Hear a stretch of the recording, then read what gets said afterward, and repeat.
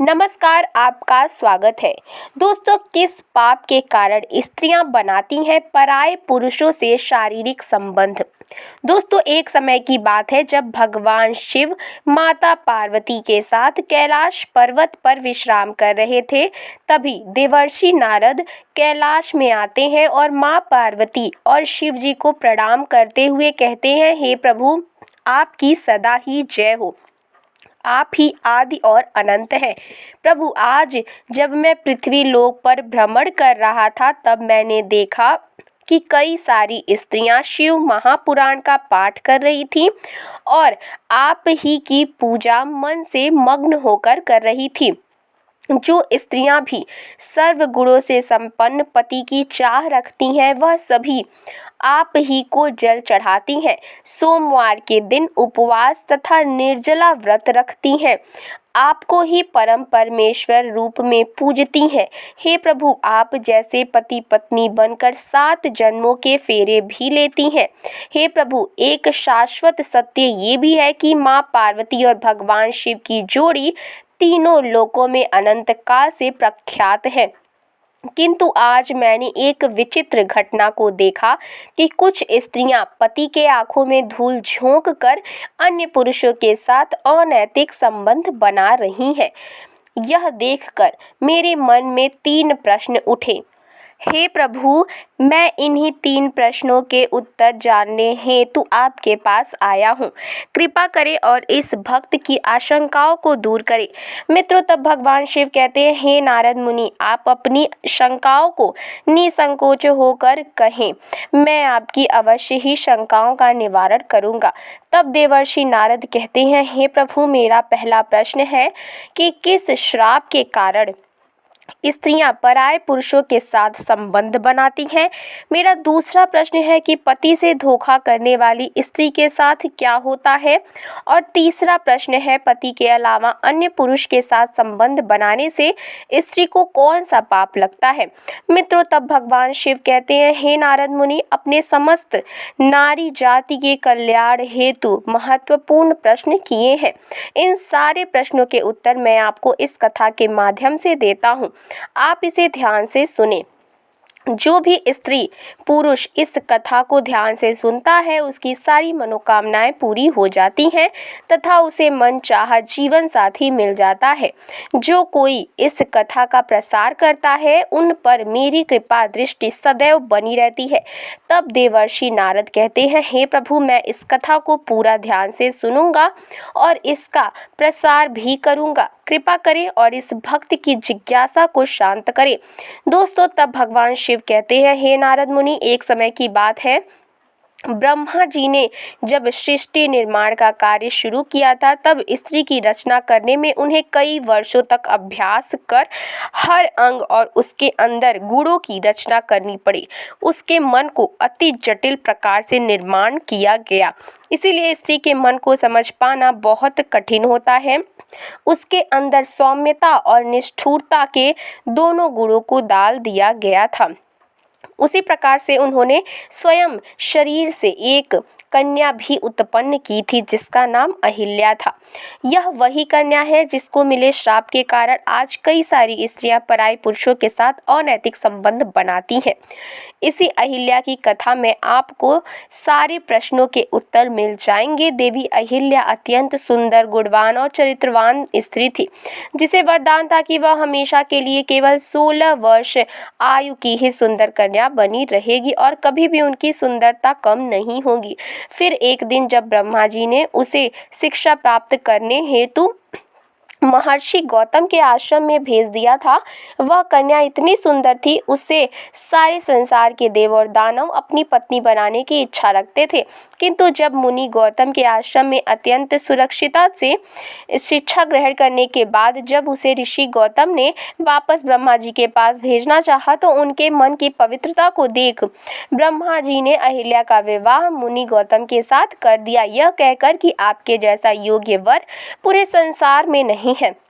मित्रों, तब भगवान शिव कहते हैं, हे नारद मुनि, फिर कुछ दिन बीतने के बाद जब देवी अहिल्या गंगा तट पर स्नान करने हेतु गई थी, उसी समय देवराज इंद्र भी उसी वन में विहार करने के लिए आए थे।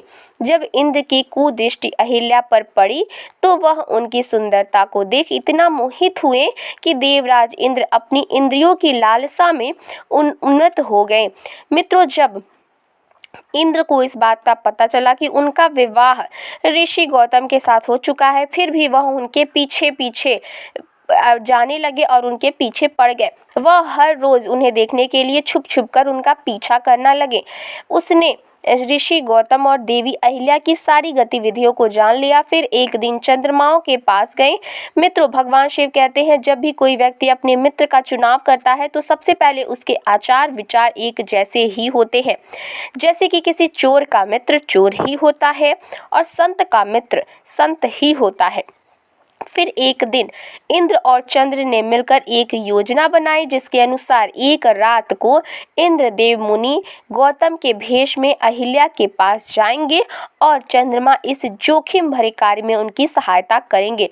हे नारद, चंद्रमा ने भी अपने गुरु को धोखा दिया था, जिसका कारण यह था कि चंद्रमा के गुरुदेव गुरु बृहस्पति थे। एक बार चंद्रमा शिक्षा हासिल करने के लिए बृहस्पति के पास गए थे। वहां चंद्रमा बृहस्पति की पत्नी तारा की सुंदरता पर मोहित हो गए और उनसे प्यार करने लगे। इसके बाद तारा चंद्रमा के साथ चली गई और बृहस्पति को छोड़ दिया। चंद्रमा को इसके फलस्वरूप श्राप भी मिल चुका था। मित्रों, भगवान शिव कहते हैं, हे नारद मुनि, फिर एक दिन की बात है, देवराज इंद्र और चंद्रमा की योजना अनुसार इंद्र ने महर्षि गौतम का तथा चंद्रमा ने एक मुर्गे का रूप धारण कर लिया और वे दोनों ही ऋषि की कुटिया के पास पहुंचे। अभी रात्रि का दूसरा प्रहर समाप्त होने ही वाला था, तभी मुर्गा बना चंद्रमा ने बांग लगा दिया, जिस कारण से मुनि गौतम की आंख खुल गई और वह उठकर गंगा में स्नान करने हेतु घर से बाहर निकल गए। वहीं दूसरी तरफ महर्षि गौतम बने देवराज इंद्र ने अहिल्या की कुटी में प्रवेश किया।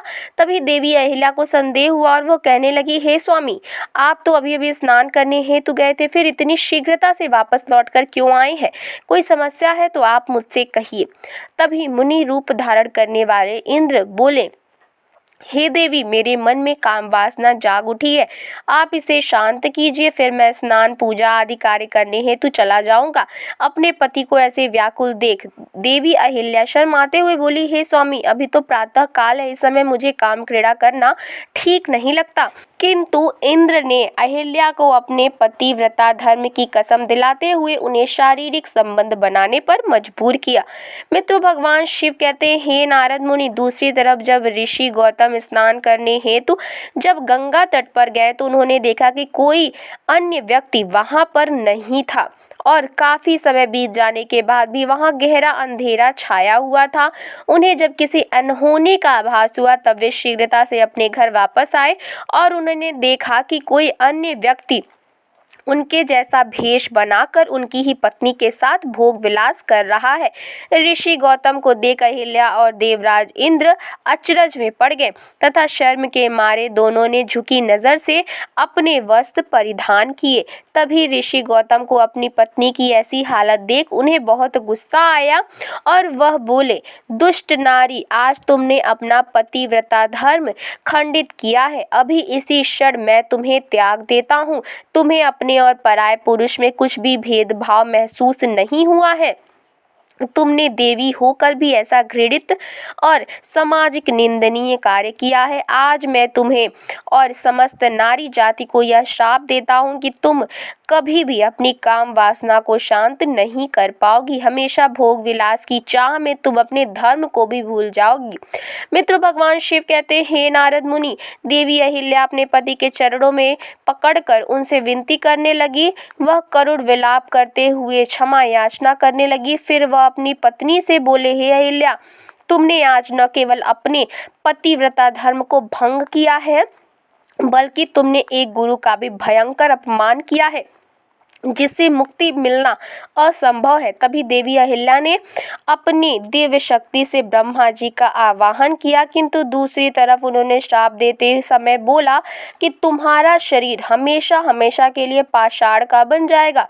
मित्रों, तब भगवान शिव कहते हैं, नारद मुनि, उसी समय ऋषि गौतम ने जब देवराज इंद्र और चंद्रमा की तरफ देखा तो वे दोनों मुनि के गुस्से को देखकर स्वयं के असली रूप में आकर मुनि के चरणों में गिरकर गिड़गिड़ाने लगे। लेकिन गौतम ऋषि ने अपने मंडल से जल निकालते हुए देवराज इंद्र को श्राप दिया कि जिस स्त्री की योनि की चाह में तुमने आज जो घृणित कार्य किया है, इसके फलस्वरूप तुम्हारे शरीर पर हजारों योनियां उत्पन्न हो जाएंगी। और चंद्र को भी उन्होंने श्राप दिया। मित्रों, उसी समय ब्रह्मा जी सहित अन्य देवी देवता वहां पर पधारे। वे सभी होनी को तो नहीं टाल सके क्योंकि मुनि श्राप दे चुके थे। जब इन सारी बातों का पता देवताओं को लगा तब उन्होंने ऋषि गौतम से विनती की और अहिल्या के श्राप से मुक्ति का समय पूछा। तब मुनि गौतम ने बताया कि त्रेता युग में श्री हरि के अवतार राम आएंगे और इस पाषाण रूपी मूर्ति को पैर से छूने के बाद ही वह इस पाप से मुक्त हो पाएंगी। तब तक के लिए इस स्त्री की आत्मा को घोर नरक की यातनाएं भोगनी पड़ेंगी। उसे यमराज द्वारा कई जन्मों तक नरक की सजा सारी भुगतनी पड़ेंगी और उसे भोगना के बाद भी उसे तुच्छ प्राणी की योनि में जन्म लेना पड़ेगा।